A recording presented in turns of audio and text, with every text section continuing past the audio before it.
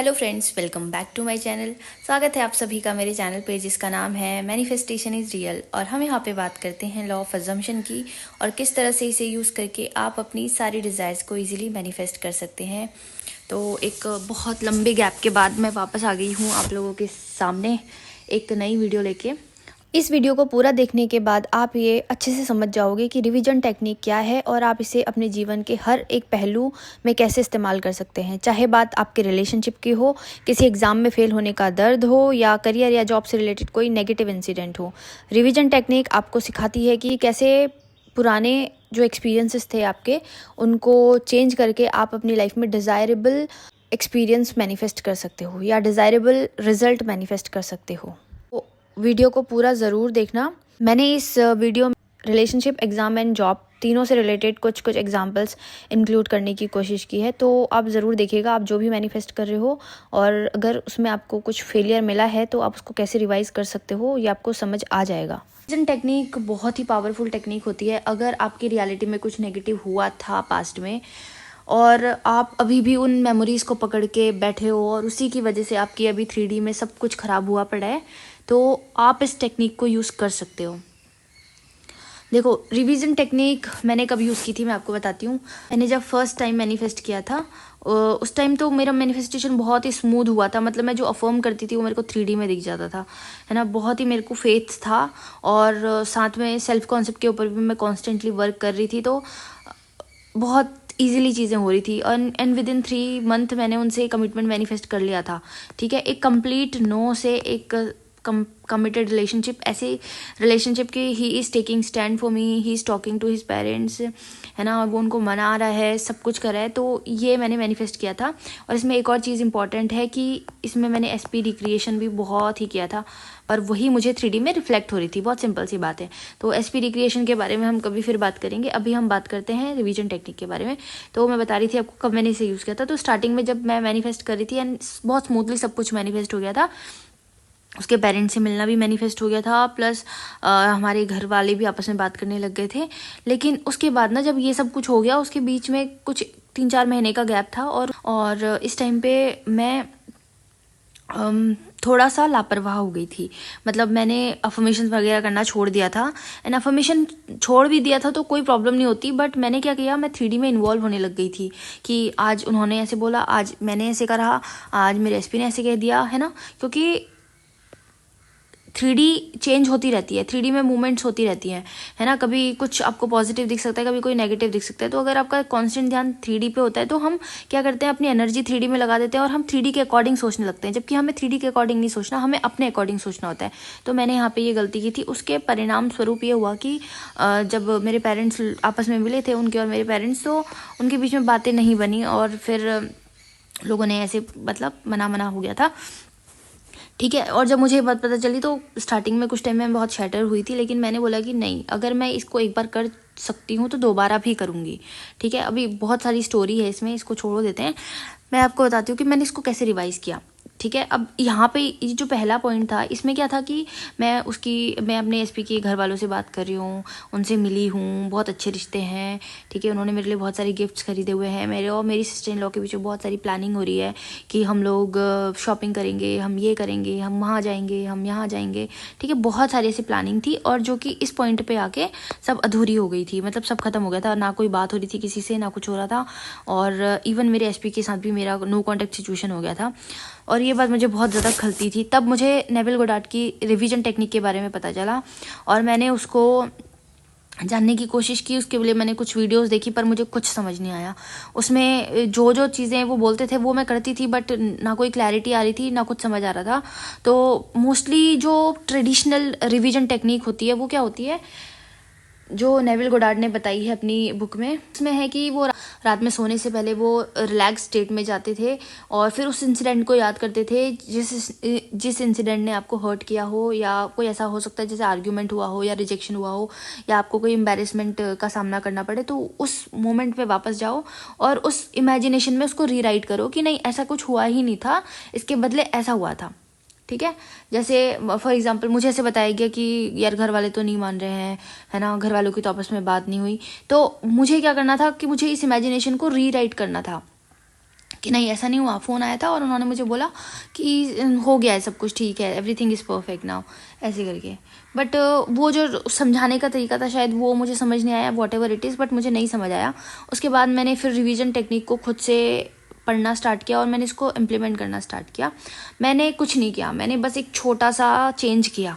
जैसे मैं आपको बताती हूँ, ये एक पॉइंट है, ये एक पॉइंट है और ये एक पॉइंट है, ठीक है। ये वो वाला पॉइंट है जहाँ पे सब चीज़ें ख़राब हो गई थी, ये वो वाला पॉइंट है जहाँ पे मैं इस वक्त खड़ी हूँ, और ये वाला वो पॉइंट है जो मेरा डिज़ायर था। मतलब यहाँ पे सब कुछ था मेरे पास। उसके घर वालों से मैं बात कर रही थी, हमारे रिश्ते की बातें चल रही थी, शॉपिंग हो रही थी, और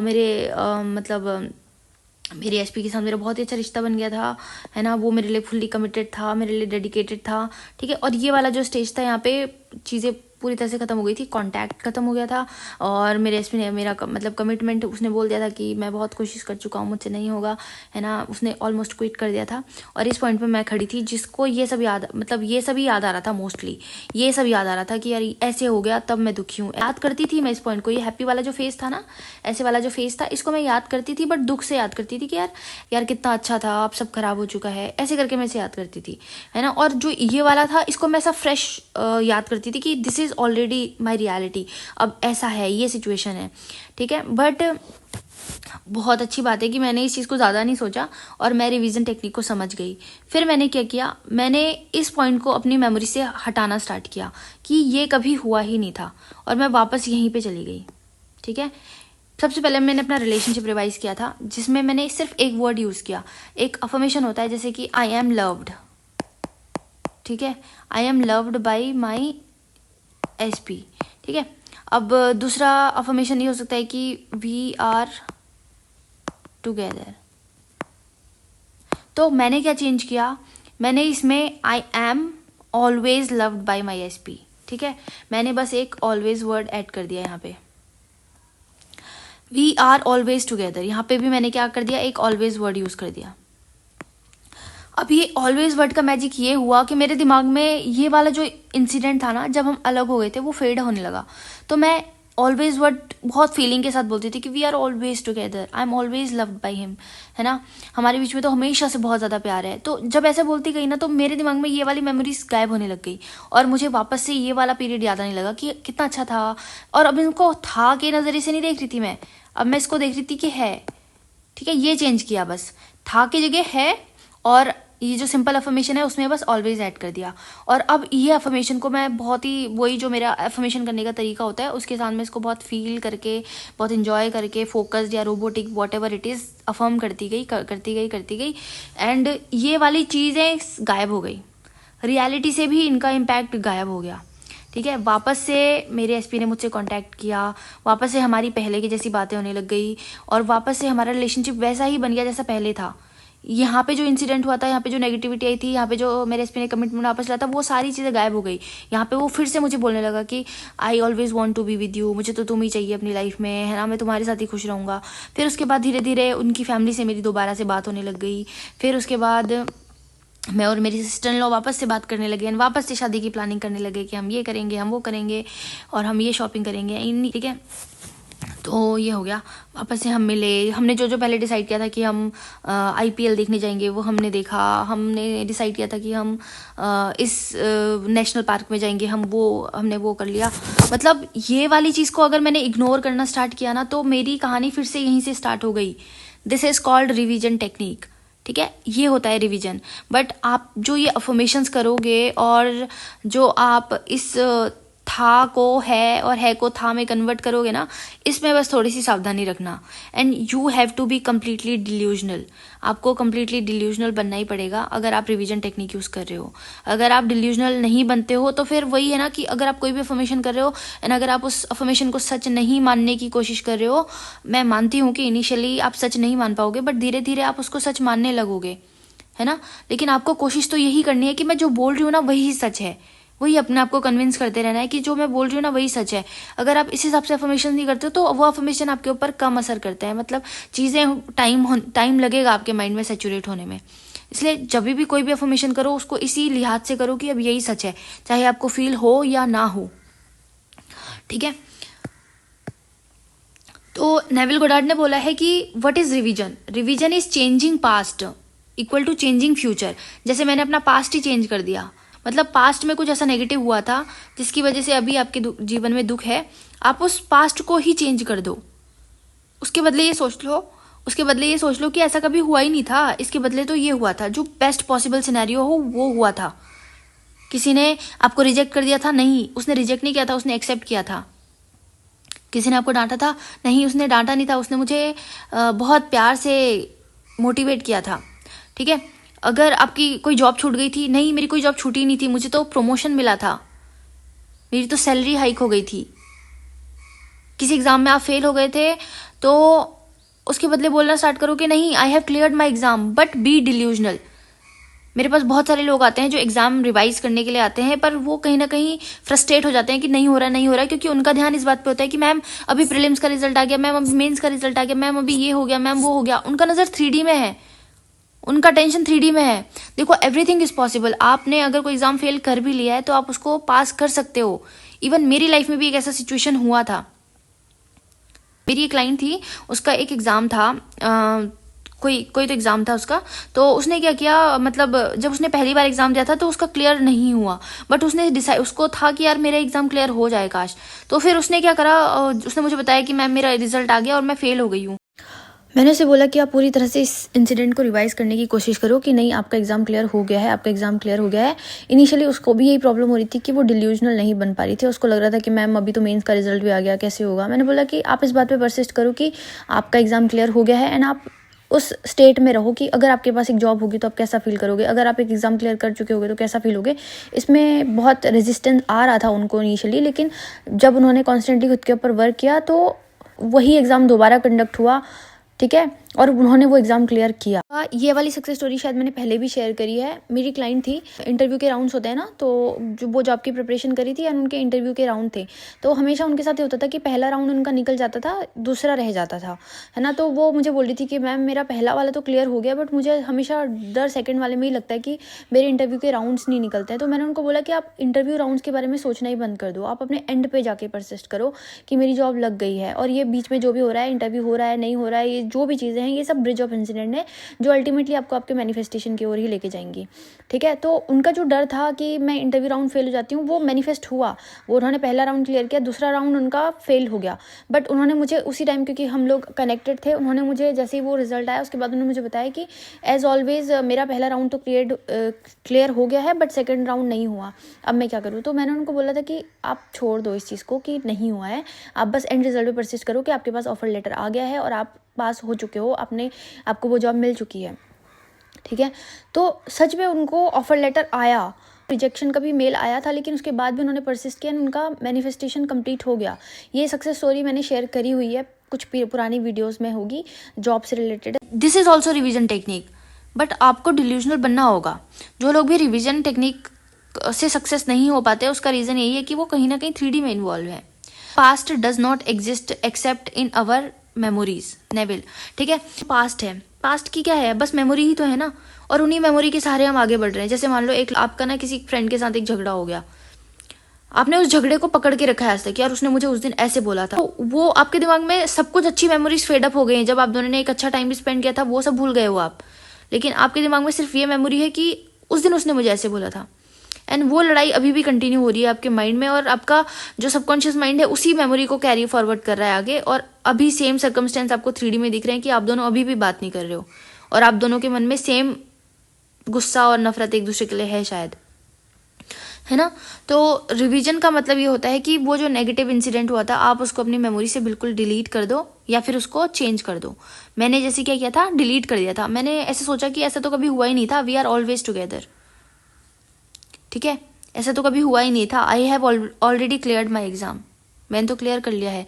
अब जैसे कुछ लोग होते हैं जिन्होंने, जो अभी ये बहुत इंपॉर्टेंट है, चाहे आप कोई भी एग्जाम दे रहे हो, चाहे आप यूपीएससी का एग्जाम दे रहे हो या एसएससी का एग्जाम दे रहे हो, ठीक है, जो भी आप एग्जाम दे रहे हो, एंड आपके साथ एक चीज हो रही है कि आप मल्टीपल टाइम्स फेल हो गए, आपने पहला अटेम्प्ट दिया फेल हो गए, सेकंड दिया फेल हो गए, थर्ड दिया फेल हो गए, और आपके दिमाग में कहीं ना कहीं अब ये चीज बस गई है कि यार मैं तो हमेशा फेल हो जाता हूँ।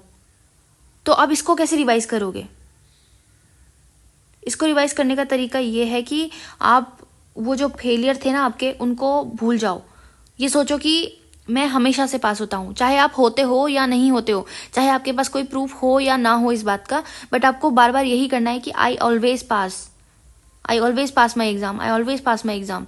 ठीक है, रिवाइज इसको इतना इतना फीलिंग और इतना फेथ के साथ करो कि ये चीज आपके सबकॉन्शियस माइंड में चली जाएगी कि यार मैं तो हमेशा पास होता हूँ। उसके दिमाग से ये फेलियर्स की मेमोरी हट जाएंगी, एंड फिर जो आप अंडर कॉन्फिडेंट फील करते हो, जो डरते हो अपने एग्जाम को लेकर, वो होना बंद हो जाएगा। ठीक है, तो इस तरह से आप रिवीजन टेक्निक को यूज करो। 2 मिनट का पॉज लो और जो भी आप रिवाइज करना चाहते हो या मैनिफेस्ट करना चाहते हो उसको ऑलवेज वर्ड ऐड करके कमेंट सेक्शन में ज़रूर लिखो, और उसको 2 बार फोकस्ड होके अफर्म भी करो इसी time. Subconscious mind knows no time. ठीक है, सबकॉन्शियस माइंड के पास टाइम का कॉन्सेप्ट नहीं होता। सबकॉन्शियस माइंड को फील कराने के लिए या कन्विंस कराने के लिए आपको ज़रूरी नहीं है कोई किसी चीज़ को आप फिजिकली देखो। आप इमेजिन करके बार बार उस चीज़ में आप एक चीज़ को बार बार इमेजिन करके विजुलाइज करके भी उसको ये फील करा सकते हो कि दिस इज़ रियल। बार बार बोल के उसको बता सकते हो कि दिस इज़ रियल, जो मैं बोल रहा हूँ, चाहे आपके पास कोई प्रूफ हो या ना हो। एंड उसको नहीं पता कि 1 साल पहले क्या होता, 2 साल पहले क्या होता, आप उसको बताते रहते हो कि 1 साल पहले ये हुआ था, 2 साल पहले ये हुआ था, 3 साल पहले ये हुआ था। उसको टाइम का नहीं पता। अगर आप अपने पास्ट को रिवाइज करना चाहते हो तो ये टाइम वाला कॉन्सेप्ट भी अपने दिमाग से हटा दो कि नहीं, we are always together. Always का मतलब हमेशा से हम साथ हैं, हमेशा से मैं सक्सेसफुल हूँ, हमेशा से मेरे पास बहुत मनी है, मैं हमेशा से रिच हूँ, मैं हमेशा से बहुत ज़्यादा भाग्यशाली हूँ। ठीक है, और अगर ये जो रिवीजन होता है ये किसी इंसान से रिलेटेड होता है, जैसे किसी ने आपको कुछ बोल दिया था बुरा और आपके दिमाग में अभी भी वो मेमोरी है कि उसने मुझे ऐसे बोला था, ठीक है, मतलब आपके अंदर कहीं ना कहीं एक गुस्सा है उस इंसान को लेकर, या फिर आपसे कुछ गलत हो गया तो एक गिल्ट है, एक रिग्रेट है, शेम है। तो रिवीजन का मतलब आप उस इवेंट को तो ख़त्म कर ही रहे हो, साथ साथ में अपने आप को भी फॉरगिव कर रहे हो या फिर उस इंसान को भी फॉरगिव कर रहे हो। ठीक है, फॉरगिवनेस बहुत ज़्यादा इंपॉर्टेंट होती है मैनिफेस्टेशन में। वैसे तो अगर आप लॉ ऑफ अजम्पशन के कॉन्सेप्ट को समझ जाओ तो आपको किसी के लिए कोई गुस्सा आएगा ही नहीं, क्योंकि आप रिस्पॉन्सिबिलिटी लेने लग जाते हो कि सब कुछ मेरी वजह से ही हो रहा है ना। बट इनिशियली जब प्रॉब्लम होती है तो फॉरगिवनेस प्रैक्टिस करने की भी कोशिश करो कि I forgive each and everyone, I forgive my self. ठीक है, मेरे अंदर कोई भी गिल्ट, कोई शेम, कोई नेगेटिविटी नहीं है, मैं बहुत खुश हूँ, मैं बहुत भाग्यशाली हूँ, मेरे साथ तो सब अच्छा है, और आई एम ऑलवेज सक्सेसफुल। ठीक है, तो इस तरह से आप अपने किसी भी लाइफ के बैड इंसिडेंट को रिवाइज कर सकते हो। एंड ये जो वीडियो है it is not only related to SP, यहाँ पे मैंने एग्जाम्स के बारे में बताने की कोशिश की है, तो आप इनको अच्छे से समझो, सीखो, और अगर कुछ समझ में आया हो तो कमेंट सेक्शन में ज़रूर बताओ। वीडियो पसंद आई हो तो प्लीज़ लाइक करो, शेयर करो और हाइप करो, ताकि ये वीडियो ज़्यादा से ज़्यादा लोगों तक पहुँचे और उन लोगों की भी मदद हो। ठीक है, तो आज के लिए मेरी साइड से इतना ही है। Thank you so much for watching. Happy manifesting. I love you all. Bye bye.